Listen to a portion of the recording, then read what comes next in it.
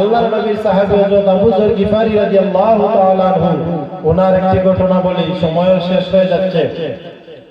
উনি ইসলাম গ্রহণের আগে কুরাইশ বংশ আর উনার বংশ ছিল গিফার বংশ। তাই কুরাইশ বংশের লোক ডাকাতি করতো, উনার বংশের লোকেরা কি করতো? ডাকাতি করতো। একজন আর এক বংশের লোক আর এক বংশের লোককে কি করতো? দেখতে পারতো না, দেখতে পারতো না। তখন এই আপনার আবু যর গিফারি রাদিয়াল্লাহু তাআলা আনহুর বংশের লোক যদি চলে আসে, তাহলে এরা কি করে জানেন? তারা ধরে ফেলে, হত্যা করে মেরে ফেলে। কেন মেরে ফেলে? বলে কুরাইশ বংশের লোক কোনো কোথায় গেলে তারা চুরি করে এবং ডাকাতি করে। তখন এইভাবে চলতেছে তাদের সমাজ ব্যবস্থা। হঠাৎ নবীর সাহাবী হযরত আবু যর গিফারি রাদিয়াল্লাহু তাআলা আনহু, ওনার কানের মধ্যে গেল যে একজন নবী আছেন, যিনি সত্যবাদী নবী। উনার কাছে গেলে মানুষ ইসলাম ধর্ম গ্রহণ করে এবং শান্তি পায়। উনার চেহারা দেখলেই মানুষ মুসলমান হয়ে যায়। সুবহানাল্লাহ। তো নবীর সাহাবী হযরত আবু যর গিফারি রাদিয়াল্লাহু তাআলা আনহু, উনি তো সরাসরি যাইতে পারবেন না। উনি প্রতিনিধি পাঠালেন, একজন লোক পাঠালেন আর বললেন যে তুমি গিয়ে দেখো। কি করো? গিয়ে দেখো যে ওই নবী যে আছেন উনি সত্য কিনা। সংক্ষেপে আমি বলতেছি, যেই যাকে পাঠাইলেন উনি গিয়ে দেখলেন যে উনি সত্যই নবী। কারণ আবু যর গিফারিকে বললেন যে উনি সত্যই নবী। তখন উনি কিভাবে দেখা করবেন? কারণ যদি দিনের বেলা আসেন তাহলে ওনাকে সবাই হত্যা করে ফেলবে। উনি লুকিয়ে কি করলেন? রাত্রে আসলেন। আসার পরে তিনি কাবা ঘরের পাশে লুকিয়ে থাকলেন, কিন্তু নবীর তো দেখা হয় না, নবীকে তো তিনি দেখেন না। এইভাবে চলতেছে কিছু দিন পরে পাইলেন নবীর সাহাবী হযরত আবু বকর সিদ্দিক রাদিয়াল্লাহু তাআলা আনহুর সাথে দেখা। তিনি ডেকে আনলেন যে ভাই তুমি এদিকে আসো। এইভাবে একজন নবী, ওনার সাথে কিভাবে দেখা করবো? উনি গেলেন সিদ্দিক আকবর, উনি নিয়ে গেলেন লুকিয়ে আল্লাহর হাবিবের কাছে। আল্লাহর হাবিবের চেহারা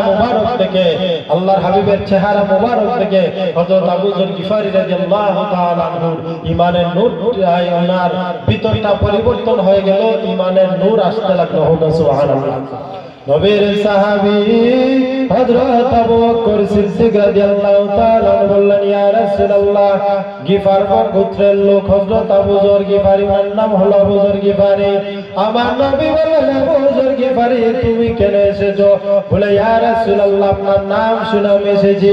ও নবীজি, আমি চাই আপনি আমাকে কালেমা পড়ায়া মুসলমান বানায়া দাও। ও নবীজি, আমি অনেক কষ্ট করেছি, পরিশ্রম করেছি আপনাকে পাওয়ার জন্য। আমার নবীজি বললেন, তুমি কাবা ঘরের মধ্যে কোন সময় ছিলা? বলে, হুজুর, একদিন নয়, 2 দিন নয়, আমি 1 মাস ছিলাম। হে আবু যর গিফারি, 1 মাস কিভাবে তুমি থাকলা? নবীজি গো, আমি 1 মাস কাবা ঘরের গিলাফের মধ্যে লুকিয়েছিলাম। তুমি 1 মাসে কি খাইলা?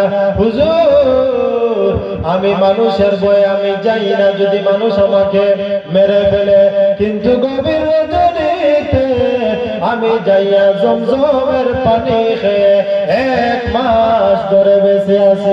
সুবহানাল্লাহ। 1 মাস। কয় মাস? 1 মাস শুধু জমজমের পানি খেয়ে তিনি বেঁচে ছিলেন। আর আমরা কি করি?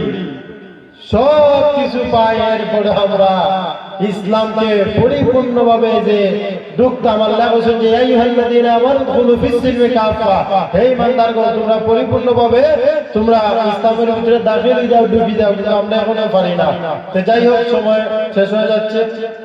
এরপরে হযরত আবু যর গিফারি রাদিয়াল্লাহু তাআলা আনহুকে মুসলমান বানাইয়া দিলেন। তিনি চলে গেলেন তাবুক ময়দানে। আল্লাহ আইন করলেন যে তাবুক ময়দানে সবাই যেতে হবে, কিন্তু যারা যাবে না এরা মুনাফিক। যারা যাবে না এরা কি? মুনাফিক। এরা কি? মুনাফিক। তখন সবাই চলে গেল। আবু যর গিফারি রাদিয়াল্লাহু তাআলা আনহু তিনিও চললেন, কিন্তু ওনার যে বাহনটা ছিল খুব দুর্বল বাহন থাকার পরে তিনি একটু পিছনে পড়ে গেলেন। কিন্তু নবীর সাহাবীরা বলছেন যে ইয়া রাসূলুল্লাহ আবু যর গিফারিকে দেখা যায় না, কারণ আল্লাহ তাআলা আইন করেছেন অসুস্থ হও আর সুস্থ হও, ছোট হও বড় হও, সবাই তাবুক ময়দানে যেতে হবে, কিন্তু যারা যাবে না তারা মুনাফিক। কার আইন? আল্লাহর আইন। যারা যাবে না তারা কি? মুনাফিক। তখন আল্লাহর হাবিব টেনশনের মধ্যে পড়ে গেলেন, আমার আবু যর গিফারিকে তো দেখা যায় না, কিছুক্ষণ দূরে সন্ধ্যার সময় দেখা যায় আল্লাহর নবীর সাহাবী হযরত আবু যর গিফারি রাদিয়াল্লাহু তাআলা আনহু তিনি হেঁটে হেঁটে যাচ্ছেন, ওনার পিছনে একটা গাড়ির মধ্যে অনেক কাপড় রয়েছে। আমার নবী আবু যর গিফারিকে দেখে চোখের পানি ছেড়ে দিলেন। আবু যর গিফারি সামনে দাঁড়িয়ে বললেন, ইয়া রাসূলুল্লাহ, ইয়া হাবিবাল্লাহ, ওগো নবীজি, আমার বাহনটা দুর্বল হয়ে গেছে, আমি আর বাহন দিয়ে আসতে পারে না, আমি হেঁটে হেঁটে আপনার দরবারে এসেছি। সুবহানাল্লাহ। আমার নবী বললেন, আবু যর গিফারি রে, আমি তোমার জন্য আজ দোয়া করে গেলাম, তুমি একা একা হেঁটে হেঁটে আসলা, আমি তোমার জন্য দোয়া করলাম। আবু যর গিফারি, আমি তোমার জন্য দোয়া করলাম, তুমি যতদিন বাঁচবা একা একা বাঁচবা, তুমি একা একা চলাফেরা করবা, যেই দিন তুমি মারা যাবে আবু যর, সেই দিন তোমার পাশে কেউ থাকবে না। 3 নম্বরে আমি রাসূল তোমার জন্য দোয়া করলাম, ময়দানে মাশরে তুমি একা একা উঠবে। সুবহানাল্লাহ।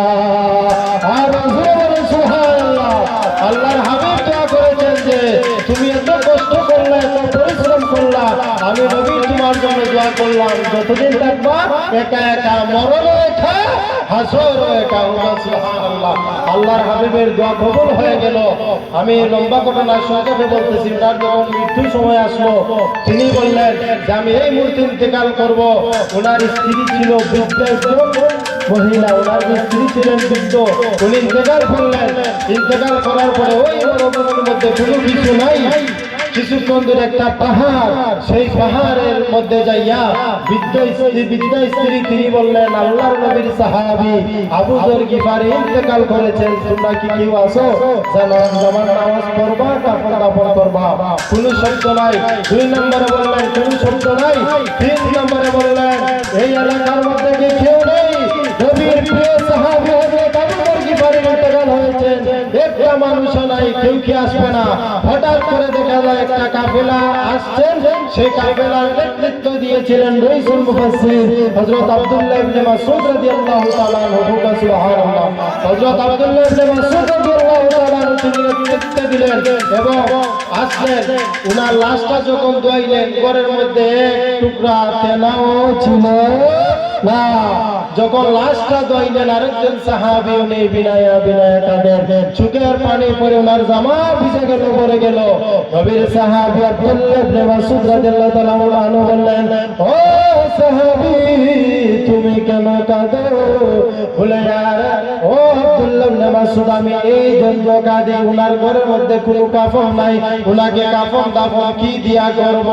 এই কথা বলার সাথে সাথে মুসলমান নবীর সাহাবী আব্দুল্লাহ ইবনে মাসউদ ওনার মাথা থেকে পাগড়ি খুলে দিলেন। পাগড়ি খুলে দিয়া বললেন, আবু যর গিফারির কাফনের কাফন হবে আমি আব্দুল্লাহ ইবনে মাসউদের পাগড়ি হবে। সুবহানাল্লাহ।